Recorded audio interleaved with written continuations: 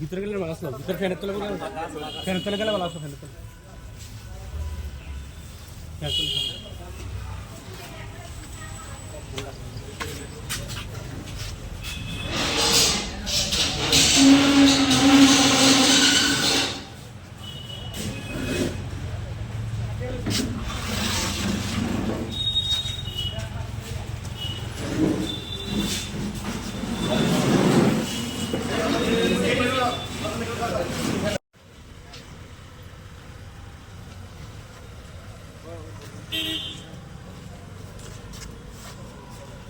বেশি এনজয়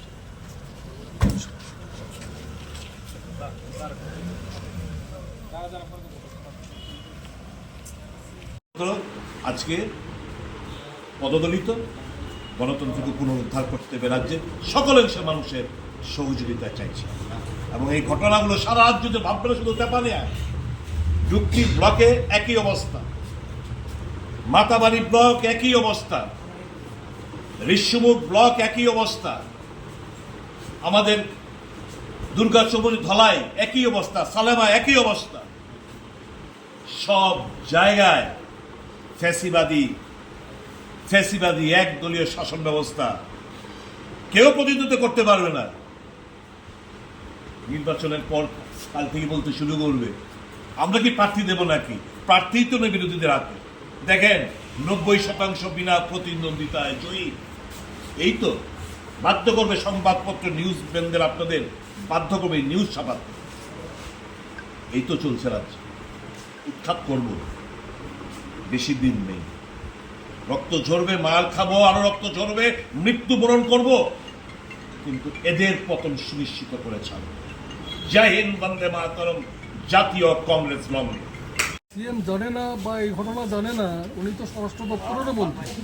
আমরা তো জানা উচিত যে 11 তারিখ থেকে যে এই এখানকার যে বিজেপি দুষ্কৃতীরা যা শুরু করেছে, এ সমস্ত 11, 12, 13 কন্টিনিউয়াসলি চলছে।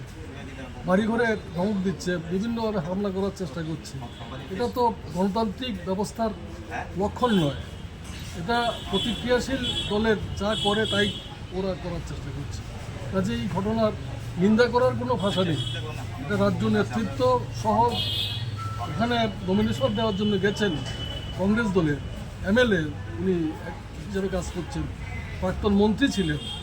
তো ওনার মতো নেতৃত্ব গেছেন, ওনাকে অ্যাটাক করেছে, আক্রমণ করেছে, ফিজিক্যালি অ্যাসল্টেড। এই সমস্ত ঘটনা আমরা নিন্দা করছি।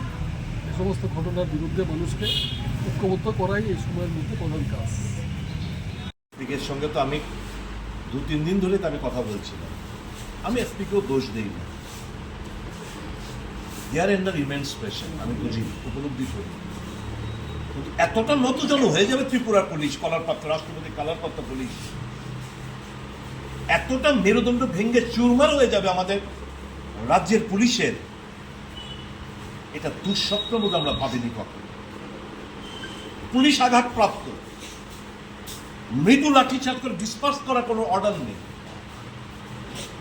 পুলিশের সামনে আমাদের প্রার্থীদের মাথা ফাটছে, লাঠি পেটা করছে, হাত ভাঙছে। আমি 7 বারের বিধায়ক, আমি আক্রান্ত, কোনো ভূক্ষেপ নেই। জনতা ত্রিপুরা রাজ্যের মানুষ বিচার করবে, বিবেচনা করবে কাদেরকে আমরা এনে বসিয়েছি। আমিও ভুল করেছি, পাপ করেছি, পাপের প্রায়শ্চিত্ত করছি। আমি বিজেপির বন্ধুদের বলবো, use and throw is their politics. ব্যবহার করে ছুড়ে ফেলে দাও। ত্রিপুরা রাজ্যের মানুষের স্বার্থে এরা কখনো কাজ করেনি, করবেও না। 1 পয়েন্ট প্রোগ্রাম লুটপাট, 1 পয়েন্ট প্রোগ্রাম, কে কত টাকা মেরে বড়লোক হতে পারবে। সারাটা জীবন বামফ্রন্টের বিরুদ্ধে লড়াই করে গেছি, আজকে এই জায়গায় আমি বলতে দ্বিধা নেই। যদি কম্পেয়ার করি সিপিএম ভার্সেস বিজেপি রাজত্ব, আমি নির্দ্বিধায় জোর গলায় বলবো CPM regime was much better then the BJP regime. উৎখাত করুন এদের। গণতান্ত্রিক পদ্ধতিতে আমি আক্রান্ত, আমার দলের লোকরা আক্রান্ত, আমার জেলা সভাপতি আক্রান্ত, মহিলা ক্যান্ডিডেট আক্রান্ত। রাজনীতি করে হতেই পারে, লড়াইতে মানুষ যে আক্রান্ত, তার বিরুদ্ধে লড়াই করতে গিয়ে আজকে আমরা আক্রান্ত। সবাই মিলে ভয় পাই না।